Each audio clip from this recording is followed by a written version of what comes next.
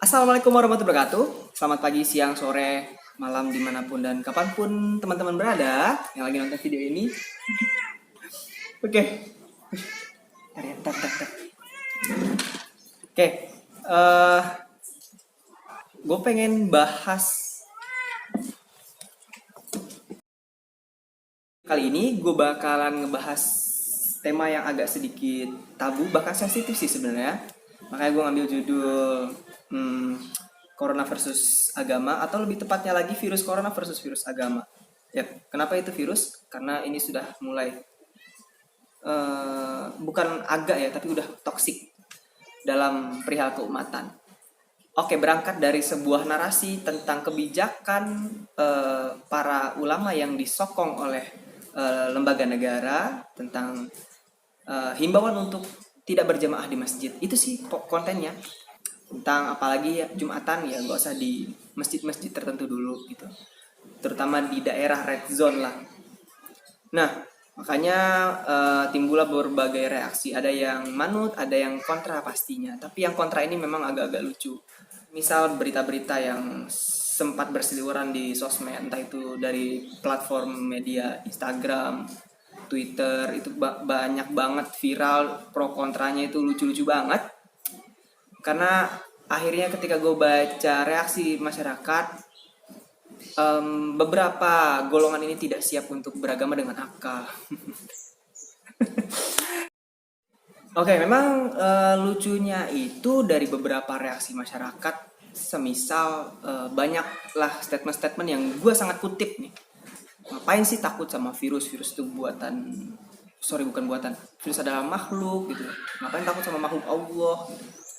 Oke, skip lagi. Ada yang jangan sampai gara-gara virus kita kedekatan kita terhambat, kedekatan kepada Allah kita terhambat gitu. Mungkin kalau misalkan gue bedah satu persatu reaksinya nggak bakalan cukup gue tampung di sini. Tapi gue ngambil beberapa screenshotan dari berita yang sempat viral kemarin aja. Semisal ya ada yang tetap ngotot di salah satu masjid Jakarta melaksanakan ibadah berjamaah di masjid. Tapi lucunya, sholatnya bukan sholat Jumat, tapi sholat zuhur. Ya pada tau lah ya, di detikcom nih. Jadi begini, ya fatwa lagi. Ya bisa dibilang fatwa sih lah ya, karena ulama yang mengeluarkan kebijakan tersebut untuk menghindari kemudaratan. Benar nggak? Dilarang ke tempat keramaian karena berbahaya untuk menularkan. Kan poinnya di situ. Nah, tapi ini Jumatannya kagak, tapi dia sholat zuhur, tapi ya berjemaah. Ya ngapa nggak sholat Jumat aja sekalian kan gitu? Tolol dong.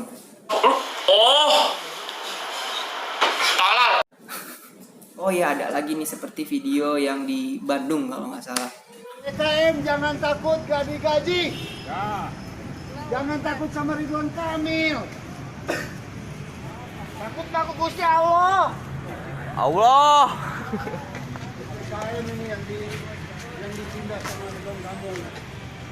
Kan. Jangan sobek simpan lagi. Ada di situ klausul untuk menutup masjid. Allahu Akbar. Allahu Akbar. Allahu Akbar. Allahu Akbar. Allahu Akbar. Nah, misalkan kayak video yang di Bandung kayak gitu tadi tuh, itu reaksi yang menurut gue bikin malu umat Islam tuh nggak? Karena apa? Udah mah ada kata-kata jangan takut sama Ridwan Kamil, terus DKM jangan takut digaji gitu loh. Bahasanya tuh kayak orientasi beragama lo kemana gitu loh. Jangan takut gak digaji, di satu sisi takut sama Ridwan Kamil. Ini maksudnya apa gitu loh? Bukan berarti kita takut sama virus, bukan berarti kita takut sama aparatur negara. Tapi ini adalah sebuah ketakutan yang wajar. Lu juga kalau dikandangin sama macan, satu kamar sama macan, sama harimau nih, emang lu berani gitu? Ya pokoknya banyak lah analogi-analogi yang bisa disematkan, kias-kias yang bisa disematkan oleh kejadian ini gitu loh. Nih, terkait hal tersebut sudah dilegitimasi oleh syariat, terutama qawaid fikih, maqasid syariah. Maqasid syariah itu ada hifzuddin, hifzun nafs. Nah, ini poinnya adalah di hifzun nafs. Kalau misalkan ini maksudnya adalah buat yang non UIN lah ya. buat yang nggak ngerti istilah-istilah tersebut, intinya itu menjaga eksistensi hidup manusia. Jasadiahnya kita asik, jasadiah banget nggak tuh? Maksudnya ya raga kita, eksistensi hidup kita yang dijaga gitu. Itu karena darurat.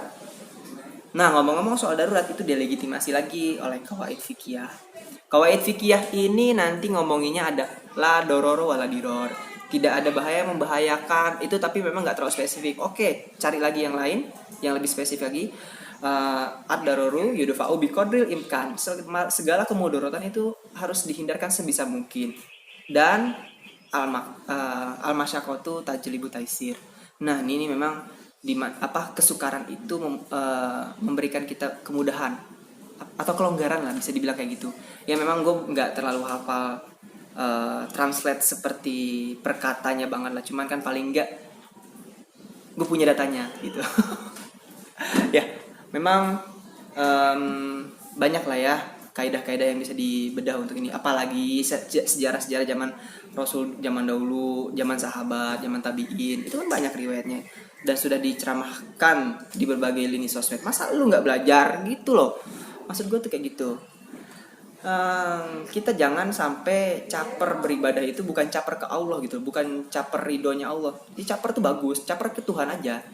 Tapi kalau kayak gini konteksnya lu caper ke orang, ibadah lu eksistensi gitu. Ngapain lu beribadah kalau berjamaah tapi menghadirkan kemudorotan? Itu poinnya.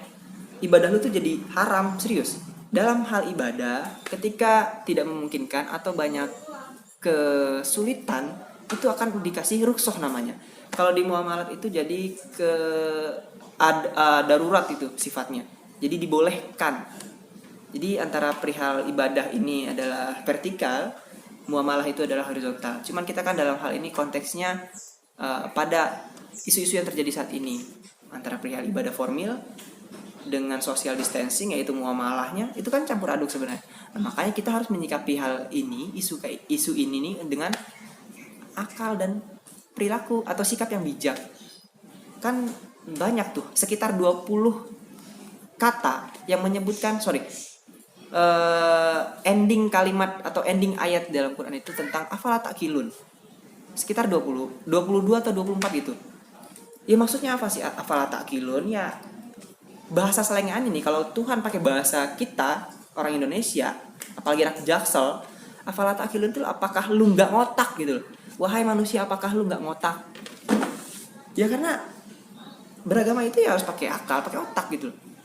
Approachingnya, kalau bahasa filsafatnya, epistemologinya ya pakai pakai otak lah. Jangan cuma teksnya bulat-bulat ditelan-telan kayak anak-anak Khawarij misalkan. Untungnya Khawarij sudah nggak ada ya, walaupun pemikirannya masih ada sampai sekarang. Ya, contohnya orang-orang yang sumbu pendek kayak gitu tuh.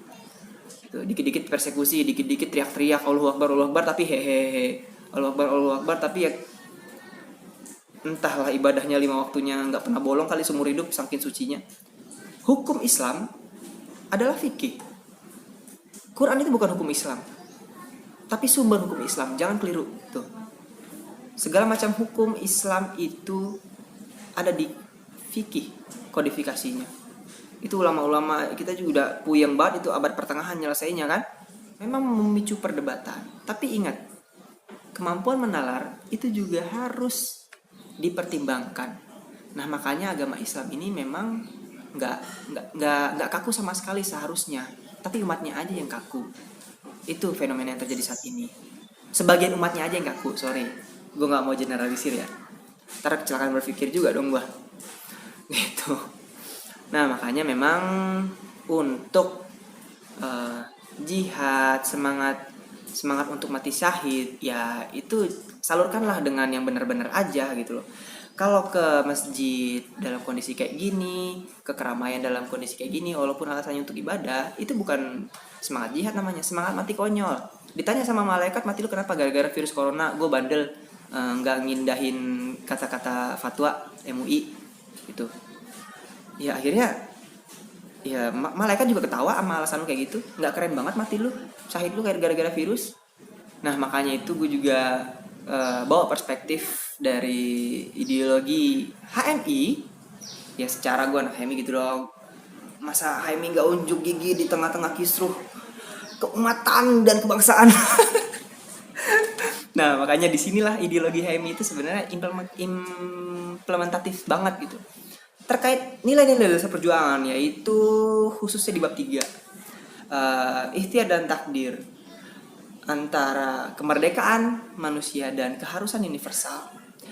Ngomong-ngomong soal takdir itu pasti di NDP ini yang bab 3 ini ngerujuknya ke Al-Hadid ayat 22 dan apalagi Ar-Rod ayat 11 yang Allah tidak akan merubah nasib suatu kaum bla bla bla bla itu kecuali kaum itu yang merubahnya sendiri. Ini ada corona nih, itu takdir apa nasib? Itu takdir. Karena kenyataan yang sudah terjadi, apalagi yang udah terjadi gitu loh, itu takdir tuh. Adanya sebuah wabah, adanya penyakit, itu adalah takdir. Tapi apakah kita bisa mengubah takdir? Enggak bisa. Tapi kita bisa membelokkan dampak dari takdir itu sendiri. Nah, makanya konteks dari kemerdekaan manusia itu tadi, ketika manusia itu punya kebebasan untuk memilih dalam bersikap. Ada opsi A dan B, yaitu manfaatkan opsi untuk bersikap lu. Lu mau memilih yang mudarat apa yang maslahat?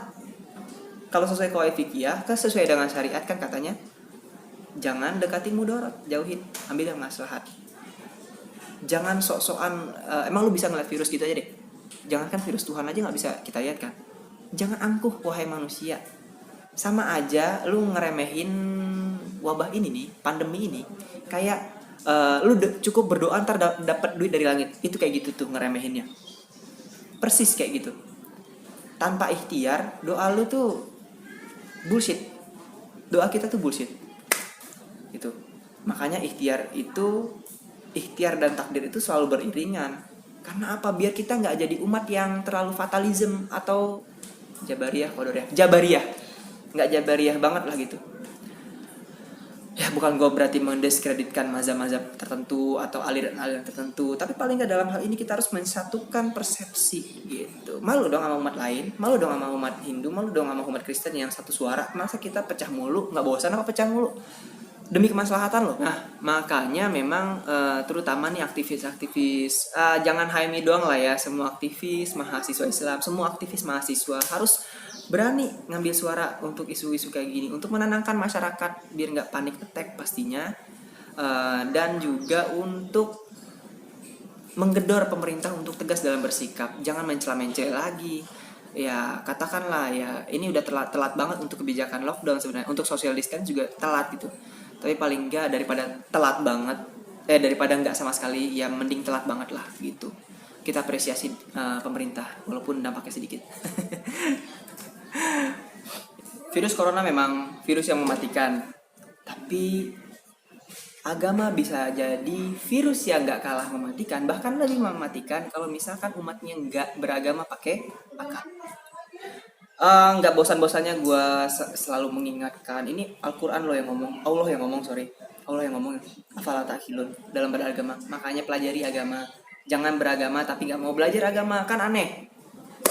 Nah kita sama-sama belajar lah ya. Gue nggak mau terkesan menggurui atau mendikte, cuman paling nggak gue pengen menyelamatkan orang-orang dari kecelakaan berpikir. Ya mungkin itu dulu aja ya yang bisa gue sharing di video kali ini, karena ya durasinya udah cukup panjang ini juga kan. Tapi paling nggak kalau misalkan ada yang ingin ditanyain, bisa seperti biasa tanyakan aja di kolom komentar gitu. Ya gue pasti balas kok kalau misalkan ada komen, santuy aja.